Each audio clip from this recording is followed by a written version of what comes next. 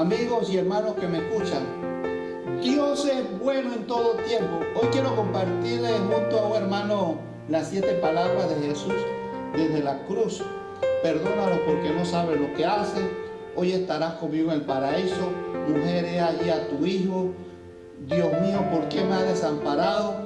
Tengo sed, consumado es, y en tu mano encomiendo mi espíritu.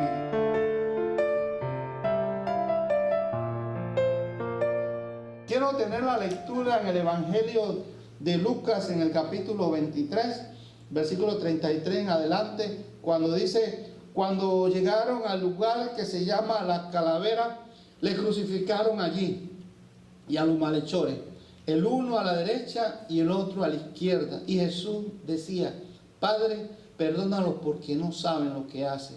Y partiendo su vestido, echaron suerte. El pueblo estaba de pies mirando, y aún los gobernantes se burlaban de él, diciendo: a otro salvó, sálvese a sí mismo. Si es el Cristo, el escogido de Dios.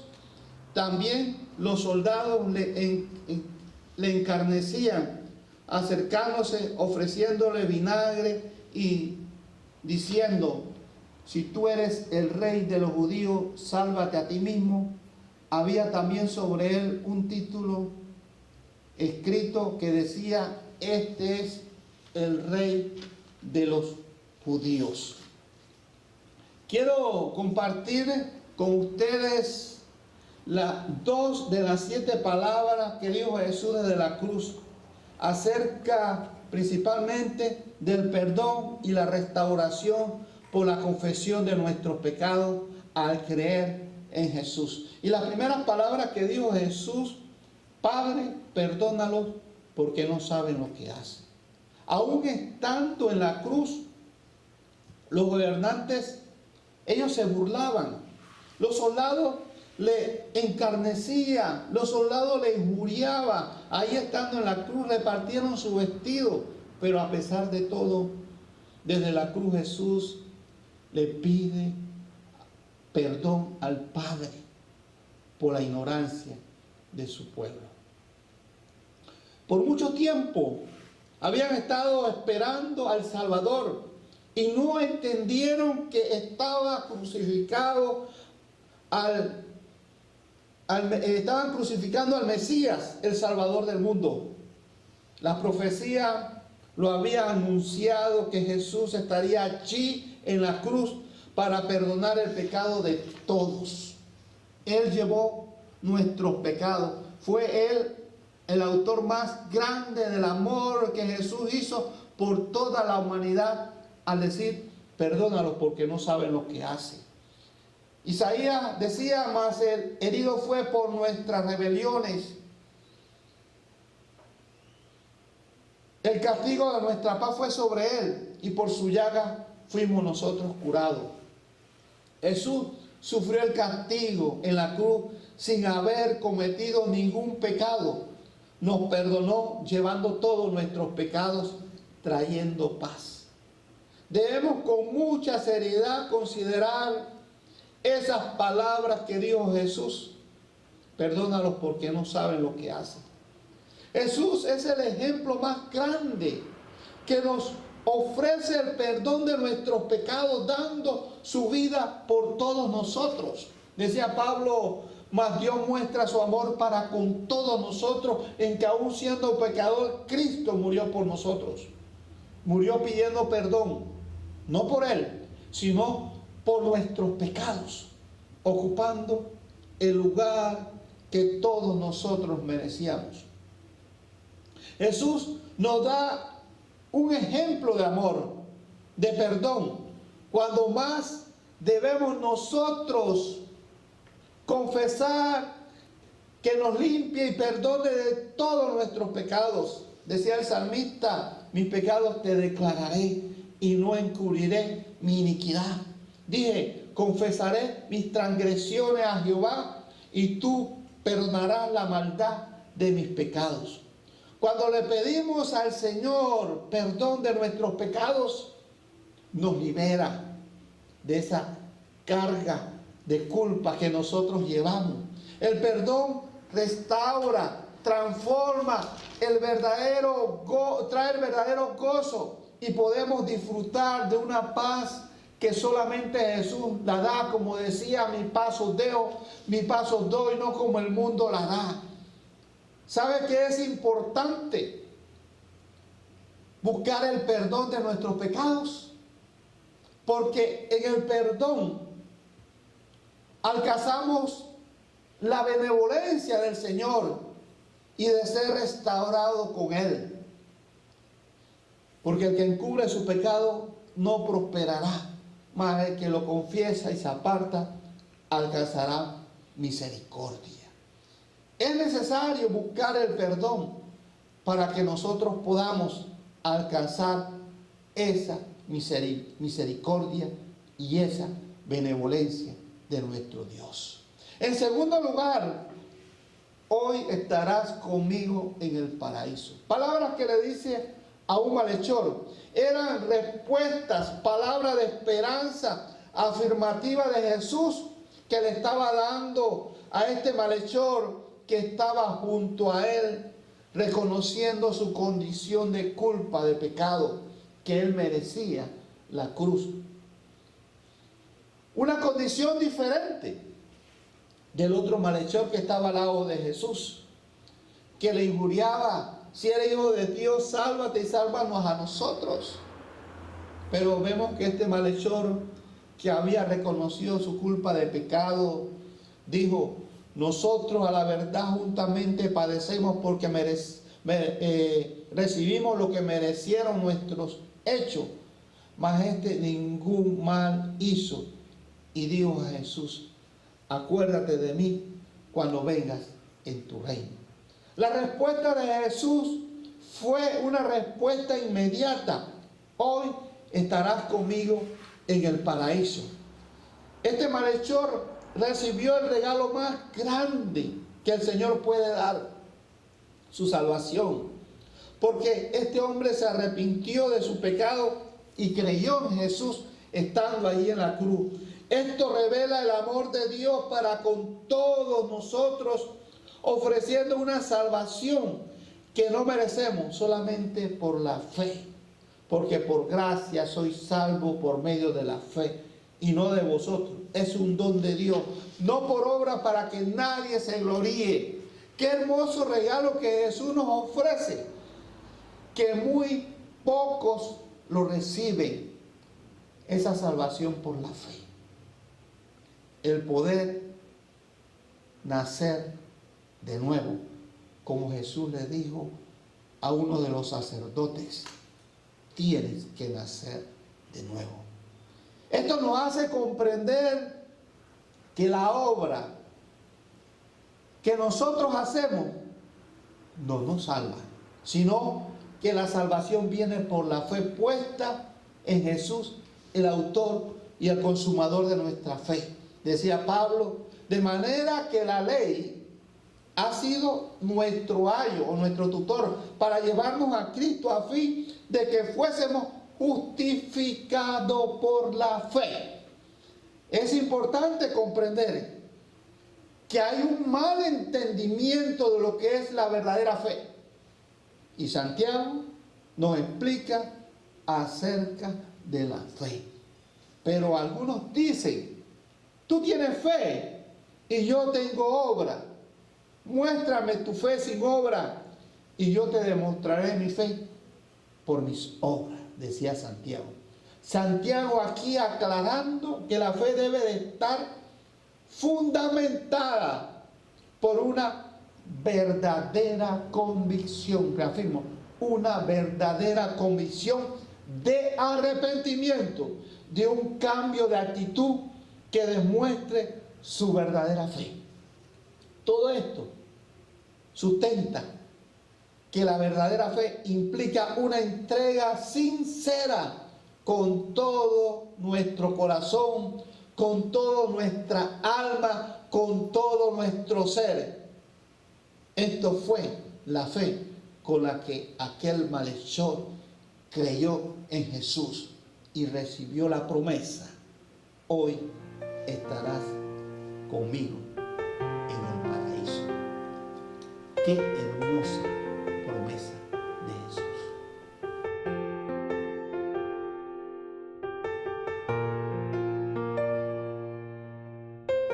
Dios les bendiga, hermanos. Me gozo en compartir este mensaje con nuestro amigo y pastor Mario Trombetta. Siguiendo la secuencia de estas últimas 7 palabras que Jesús dijo en la cruz, llegamos a este momento en Juan 19, 26 y 27, donde Jesús, ya estando en la cruz, colgado, ve a su madre, María, y imagino yo que la ve consternada, la ve sufriendo, como toda mamá que ve a su hijo estando a punto de morir. Y Jesús, en medio de tanto dolor y sufrimiento, todavía tiene en su mente a su mamá. Y nos enseña a ser responsables con nuestros parientes. En este caso, Jesús piensa en su madre y le dice a su mamá: mujer, he ahí tu hijo, refiriéndose a uno de sus discípulos, al discípulo amado de Jesús, que algunos comentaristas dicen que es Juan. Y a Juan le dice: he ahí tu madre, uniéndolos a ambos, ya que él sabe que no va a poder seguir aquí y que su mamá necesitaba a alguien que estuviera con ella y que le ayudara. Ahora, Jesús tenía también familiares, pero lo interesante aquí es que Jesús, él mismo ha expresado anteriormente quiénes son su madre y sus hermanos: aquellos que han confesado la fe en el Señor, o sea, la iglesia. Jesús nos enseña que más que los lazos de sangre, que son buenos y todo, es importante establecer lazos de fe. Y son lazos importantes. La familia de la fe es importante. A nivel físico, Jesús deja a un discípulo a cargo de su mamá.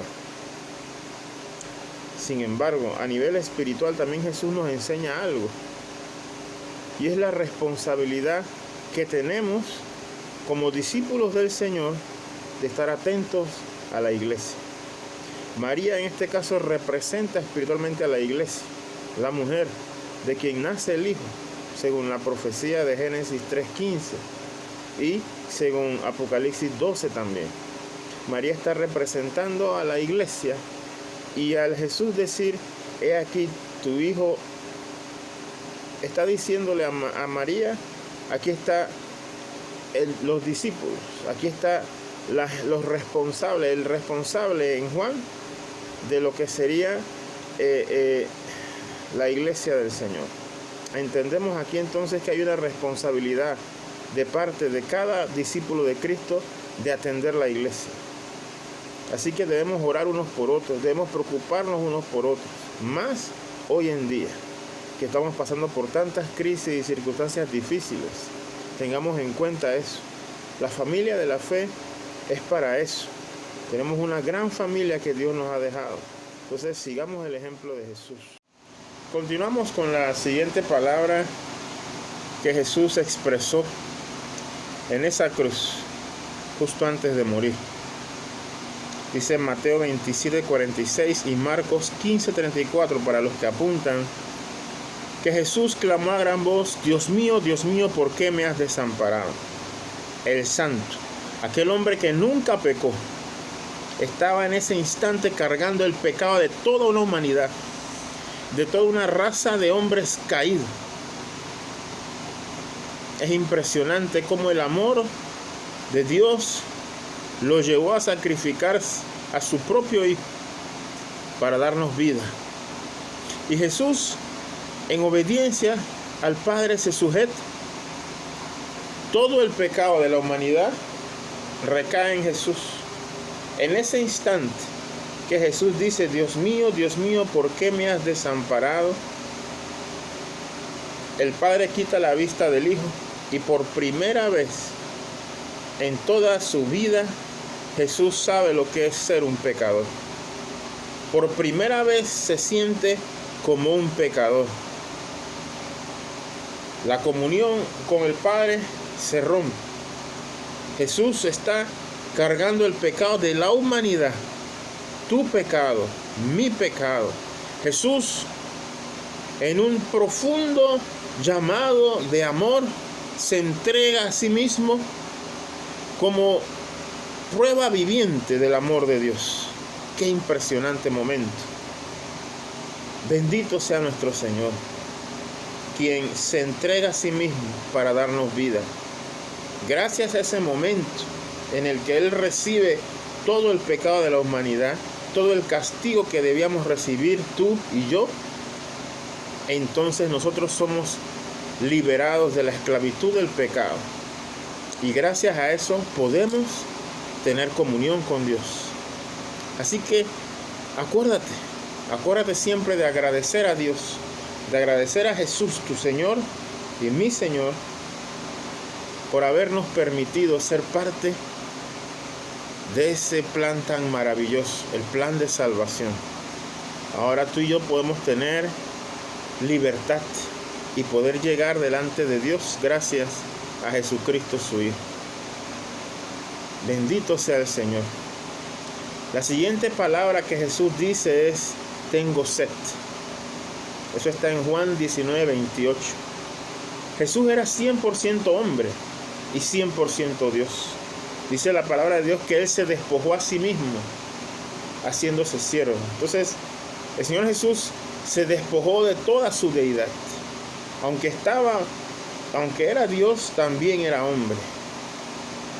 Y esa parte humana de Jesús en este momento tiene sed. Y Jesús, cumpliendo la escritura que está en el Salmo 69, 20 y 21, se lo pueden buscar también. Jesús dice: tengo sed. Y qué interesante, le dan a beber vinagre. Hasta allá llega nuestra maldad.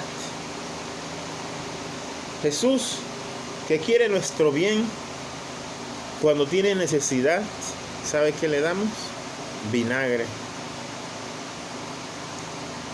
Esto es importante tomarlo en cuenta, porque realmente debemos aprender.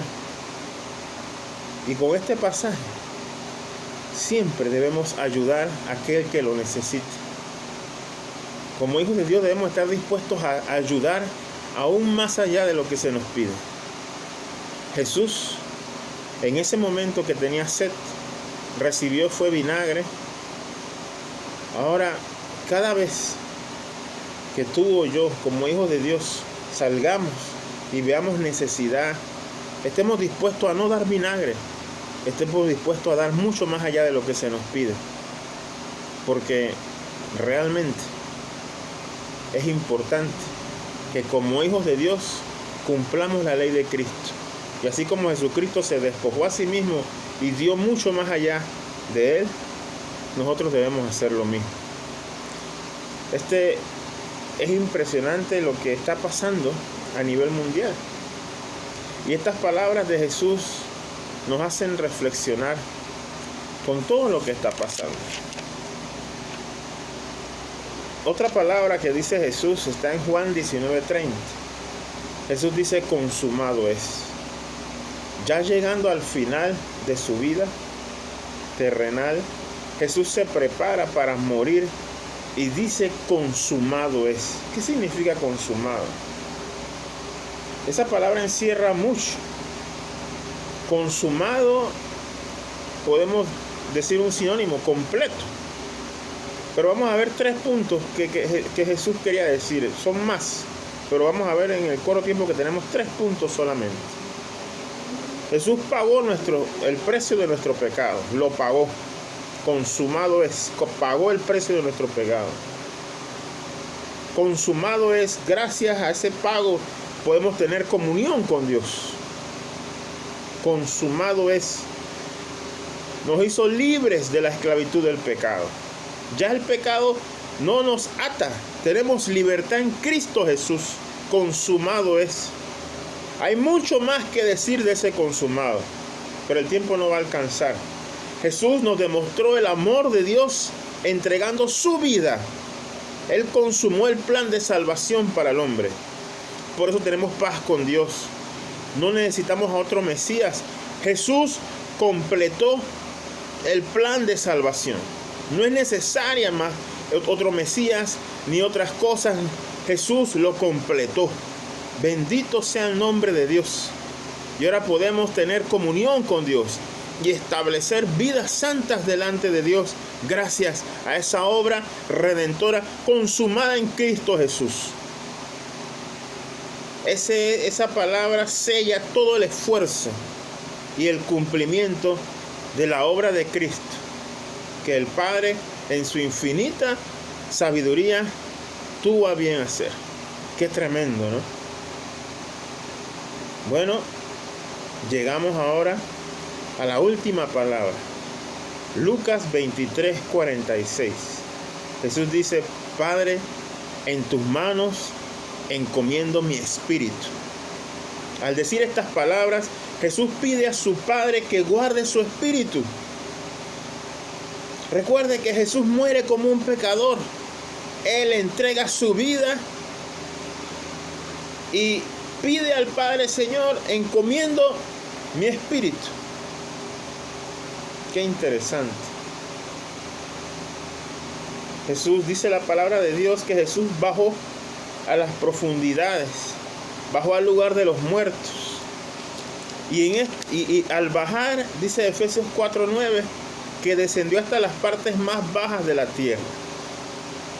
Allí estaba la presencia del Santo de Dios, del unigénito de Dios.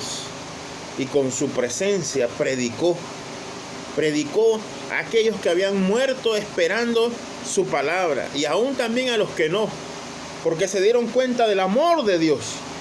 El amor que Dios tiene es un amor real, es un amor que cambia, que transforma vidas. Y ahora ese amor había llevado a Jesús hasta las partes más bajas de la tierra. Allí donde estaban los muertos, Jesús brilla y es levantado con el poder de Dios. El poder de la resurrección lo levanta, y con él todos aquellos que habían muerto esperando ver al Mesías son levantados también. Gloria a Dios, gloria a Dios. Hay esperanza en Jesucristo. Así como Jesús cumplió todo lo que el Padre así había estipulado, debemos tener esperanza también en Jesús, en que Él va a regresar. Jesús regresará así como lo prometió. Y cuando regrese, seremos testigos del cumplimiento del plan de Dios para nuestras vidas. Por eso prepare su corazón para la venida del Señor. El Señor viene pronto, ya está cerca. Y esté vigilante, porque Dios cumple su palabra. Dios le bendiga. Gócese en el Señor. Maranata, Cristo viene.